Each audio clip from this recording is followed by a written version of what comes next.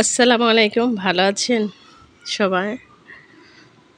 আজকে শরীরটা একটু সুস্থ, তাই আপনাদের ভাইকে বললাম যে শাক সবজি রান্না করবো আজকে। ভারী কোনো খাবার রান্না করবো না, বললো যে ঠিক আছে। আপনাদের ভাইয়া একদম আমাদের নিজ খেতে দিকে এই শাকগুলো এনেছে, মিষ্টি কুমড়ার শাক। এখন এই শাক আমি রান্না করব। আর এই মিষ্টি কুমড়ার শাক কিন্তু খেতে ভালো লাগে। আর কিছু ছোটো মাছ এনেছে, এই মাছ তো কিন্তু আরও ভালো লাগে খেতে। আচ্ছা, যাই হোক, আমি একটু অসুস্থ হয়ে গেছিলাম সোমবারে। আজকে অবশ্য সুস্থ। এমনি হঠাৎ করে মাথা ঘোরালো, আমি ভাবলাম যে ঠিক হয়ে যাবে। পরে দেখলাম যে শুয়েছিলাম, পরে আস্তে আস্তে ঠিক হয়ে গেছে। পরে আবার জেসমিন ইসমো তারা শুনেছে যে আমার অসুস্থ। পরে ওরা ফোন দিয়ে বলতেছে কী হয়েছে। পরে বললাম যে মাথা ব্যথা আর কি। পরে ইসমো তারাকে বললাম যে এখন মাথা ব্যথা, একটু সুস্থ হয়েছে।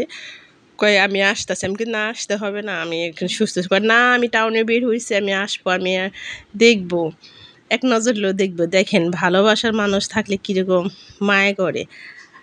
আর জেসমিনও কিন্তু বললো যে ফোন দিয়ে আমি আসতেছি মাগরিবের পরে। আসলে ওরা দুজন যখন এসেছে একাত্র, তখন ওদের মুখটা দেখে আসলে আমি সুস্থ হয়ে গেলাম। ভাল লাগলো। ভালোবাসার মানুষ যদি আসে কাছে, ভালো লাগে দেখবেন। আর ভালো লাগবে না কেন? আমরা যেহেতু ছোটোবেলা থেকে একই সাথে বড় হয়েছি, একই সমান বয়স। তারপরে আবার ইসমো তারা ছোটো, ওর অল্প বয়সে কিন্তু ওর হাজব্যান্ডটা মারা গেছে। সব মিলে তারপর ছোটোবেলা ওর মাটা মারা গেছে আর কি। আমাদের ভালোবাসা আমাদের কাছে আসলে ওর মনও ভালো হয়, আমার মনও ভালো হয়। যেহেতু আমার ছোটোবেলার বাবা মারা গেছে, আবার এখন মা মারা গেছে, সব মিলেই কিন্তু দেখবেন যে সারাদিন যত হাসি খুশি যত থাকেন, আপনি যখন ঘুমাতে যাবেন তখন কিন্তু সবার কথা মনে পড়ে। কিন্তু সবার কথা, আত্মীয় স্বজন যারা আছে সবার কথা কিন্তু মনে পড়ে। কে কীরকম আচরণ করে, কে কীরকম ব্যবহার করে, এগুলো কিন্তু সব কথা মনে। তখন কিন্তু চোখ দিয়ে এমনি টলমলো করে পানি পড়ে। আর আমার ভালোবাসার মানুষগুলা যখন এসেছিল আমাকে দেখার জন্য, আমি কিন্তু এমনি দেখবেন যে আপনার যত খারাপ লাগে, যত কিছুই হোক, তারপরও আপনি ভালোবাসার মানুষগুলোর কাছে যদি আসে, দেখবেন আপনি এমনি সুস্থ হয়ে যাবেন গা। আপনি তখন আর মনে কোনো দুঃখ কষ্ট কিচ্ছু থাকবে না, সব মুছে যাবে গা।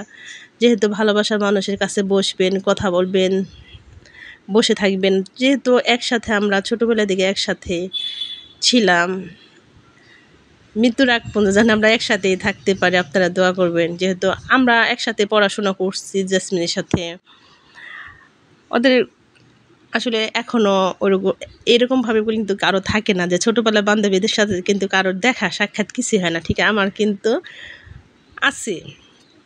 তাহলে ওরা যখন আসে তখন কিন্তু আসলে ওদের মুখ দেখলেই ভাল লাগে, ওগো ভাল লাগে। সব মিলেই দোয়া করবেন।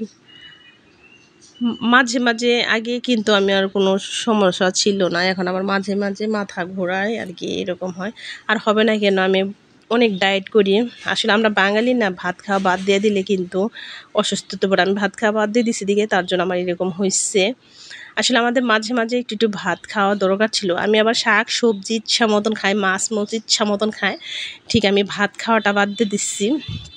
আসলে ভাতটা অল্প খেলে ভালো। ঠিক আমি তো অল্প খাই নাই, তার জন্য যে এইরকম অবস্থা হয়ে গেছে, অসুস্থ হয়ে গেছিলাম। তারপরে যে এখন আস্তে আস্তে ঠিক হয়েছে। আচ্ছা, যাই হোক, আর হলো বেশি বেশি করে ডায়েট করছি তো তার জন্য এরকম অবস্থা। আমার মতন এরকম করবেন না, মানে ভাত খাবেন অল্প। আমার মতন একদম ভাত খাওয়া বাদ দিয়ে দিবেন না। আমি তো ভাত খাওয়া বাদ দিয়ে দিছি দিকে। মাঝে মাঝে আমি ভাত খাই, মানে 10 দিন 15 দিন পর পর অল্প কিছু ভাত খাই। আচ্ছা, ভালো থাকেন।